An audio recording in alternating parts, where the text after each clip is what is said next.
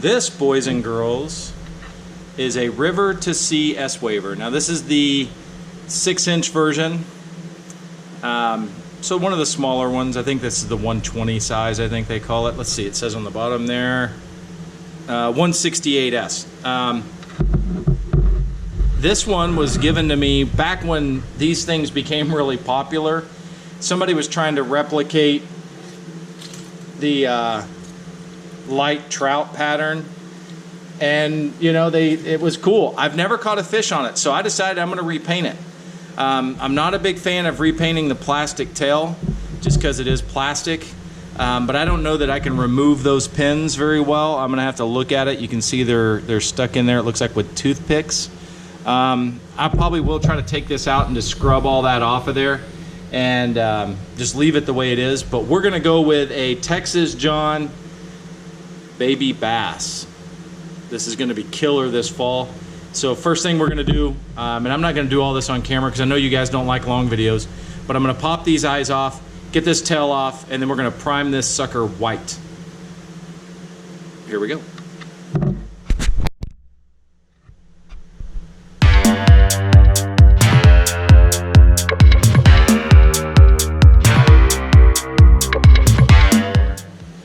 Okay, we got the River2Sea S-Waver ready for paint, got the eyes off, got the tail out, but I'm not going to go with the opaque white first. I am going to go with the black first. And the reason is I'm going to coat this bait, then I'm going to use this masking material that we've used to cover the top and down the sides, and that way we can create a three-dimensional kind of scale pattern on this with the black showing through. Like I said, we're going to go with a baby bass pattern. So I want that, then we'll coat the bait in black, then we'll start layering in our greens, and should be a fairly simple paint job. So let's get to the black. All right, that's it. We're just gonna leave it like that because that looks pretty cool. That'd be a killer night bait, you know, summertime night bait maybe. But we're not gonna do that. We're gonna take this, we're gonna let it sit for a few minutes, then I'm gonna take this big honking piece of, not this, not that. This stuff, we're going to drape it over the bait. We're going to pin it down, and then we're going to throw a coat of white over it. Then we're going to throw a coat of pearl white over it. Then we're going to layer in some greens, and it'll start to look like a baby bass. Probably use our little sponge technique to get that lateral line through there. We'll see. We'll see what we have time for and what we can do. But this is where we're starting. Can you imagine a bait that looked that cool? That kind of looks like that redo of the OB minnow / new wake bait that I did, because that's the mask I used for the front portion of it. But anyhow, opaque white time. So we're going to coat this in opaque white, and then we're going to come back with the pearl, and then we're going to start layering in our green colors. So I'm going to do these two colors off camera, and then we'll be right back. So somebody asked me, John, why don't you ever show us all this painting, you know, the stuff, and it's because it just goes on. It's just a spray it on and cover the bait kind of thing, you know.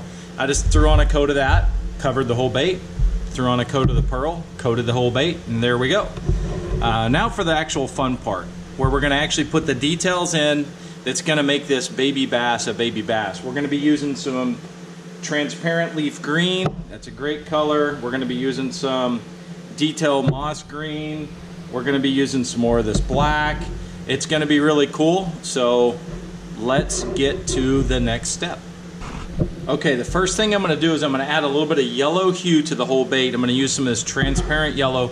I'm going to do this off camera, but I am going to use my technique of going front to back, but I'm going to do it from far away because I don't want it really thick. I just want a light yellow coat. So I'm going to do that. We'll come right back, and then we're going to do a coat of the transparent green across the back. Then we're going to come back with this detail moss green, which is quite a bit darker, and create the lateral line using our sponge. So there's not going to be a lot of layering to this bait like we would normally do, but it's still going to create that cool 3D effect that it has with the top and the shoulders. And then the rest will just kind of show through that black like a little scale pattern. All right, like I said, very, very light. Not doing a whole lot with that yellow. It's on there. You could probably see it in a few areas. It shows up a little darker than others. I'm cleaning out the airbrush right now. Gonna heat set this, and then we're gonna go with that leaf green along the back and the shoulders, transitioning down a little bit, and then we'll start hitting the sponge on the for the lateral line.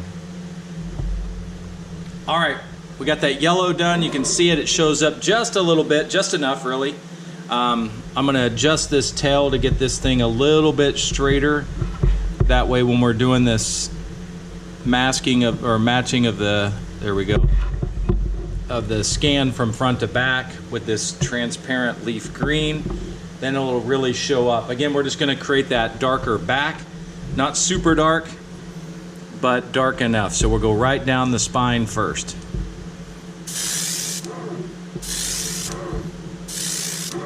That noise you're hearing is my hose on the edge of my workbench here.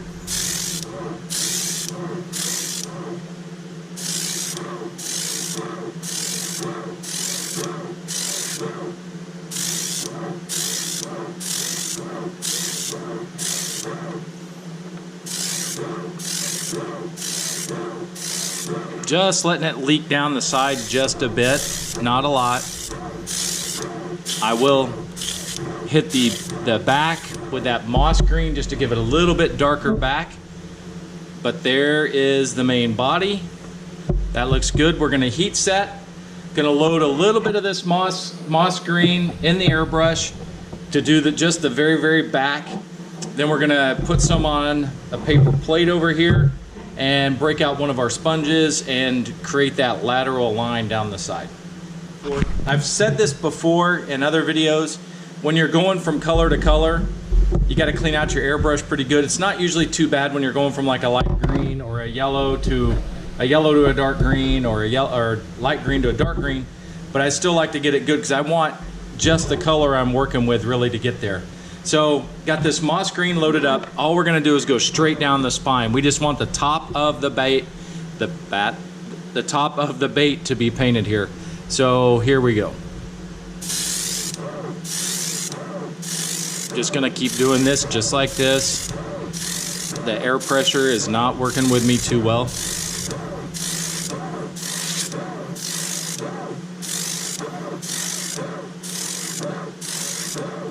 I just want very little leakage down the side. I'm not trying to have any kind of transitional lines really.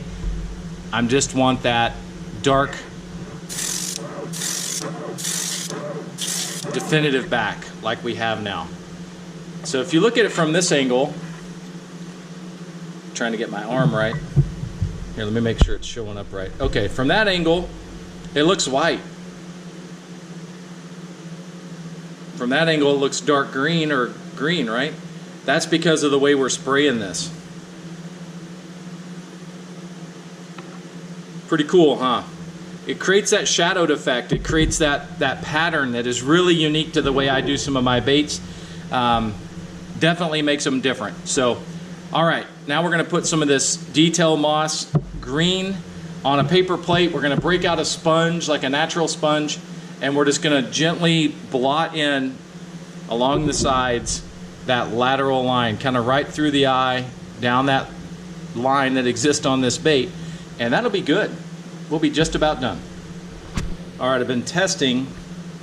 I got a little piece of sponge here.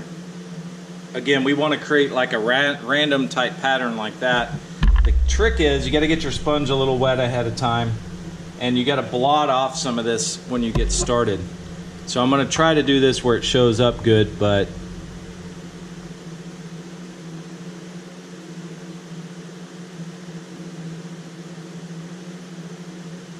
see how that's kind of taken shape? Again, just blot a little bit on there, dab it off so it's right in that right layer. And it doesn't have to be uniform. That's the great thing about this, is you're not creating anything that's supposed to look natural. But the reason I use a sponge is because it does create that randomness. right? It doesn't look all that manufactured or, you know, put together, if you will. It looks kind of like it should look, like it would on a real fish. Blotchy randomness.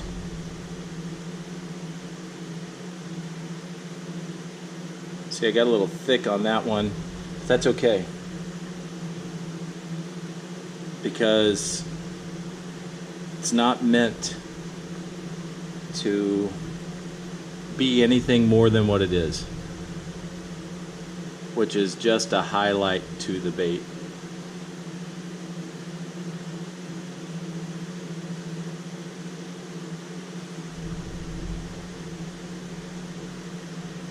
Pretty good lateral line there.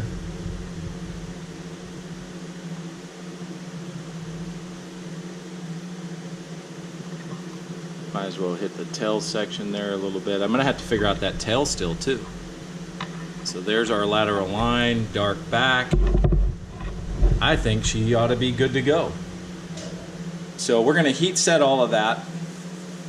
And once it's heat set and dried, we will come back and do the reveal of the masking and everything.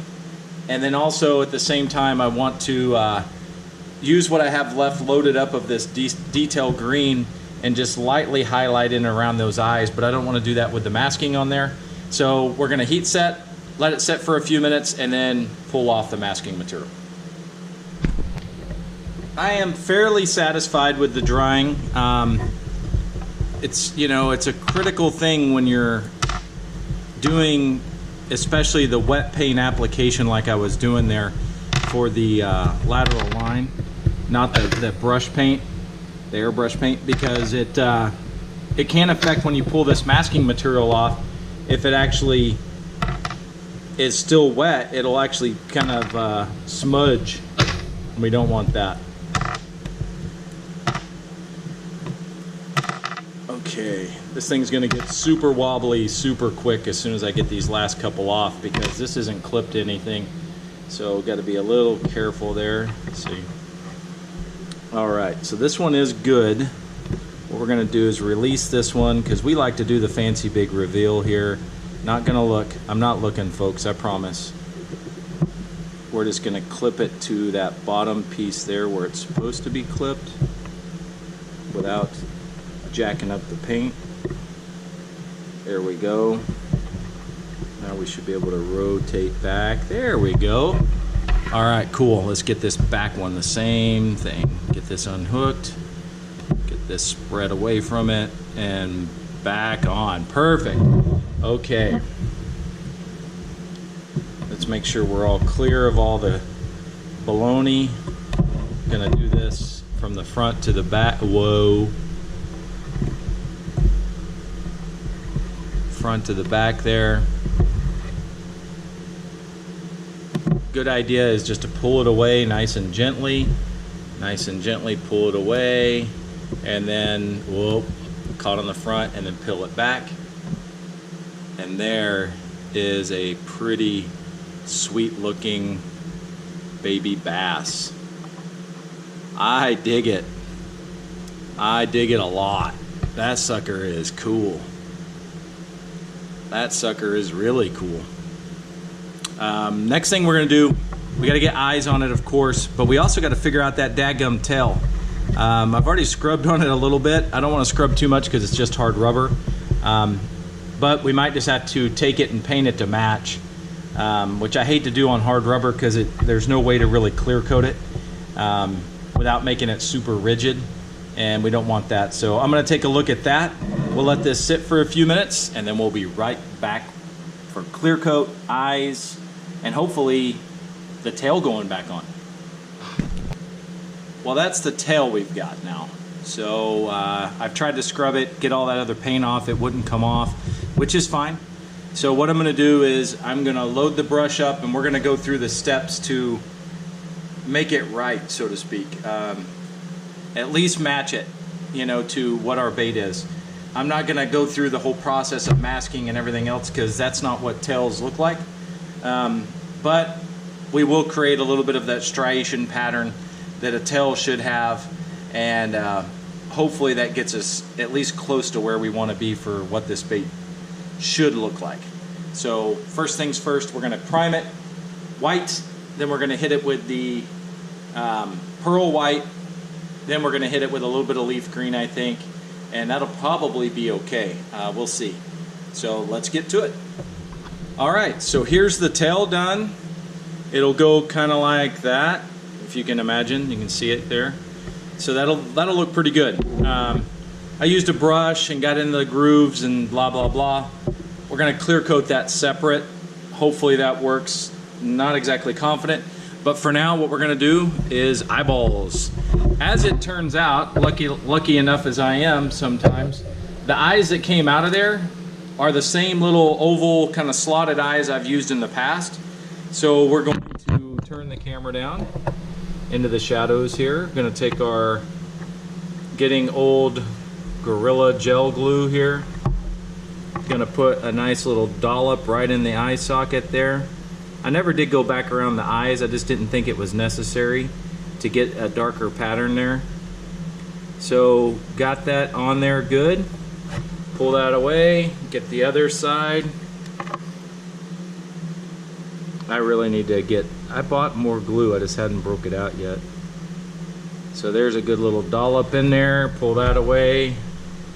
See how it's getting all stringy? It's probably time to get rid of this stuff. Alright, now we got these eyes. These are those slotted eyes. Almost River2Sea eyes. I don't think they are. I don't think they sell their eyes.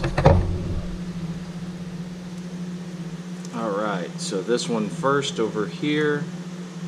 Turn it right.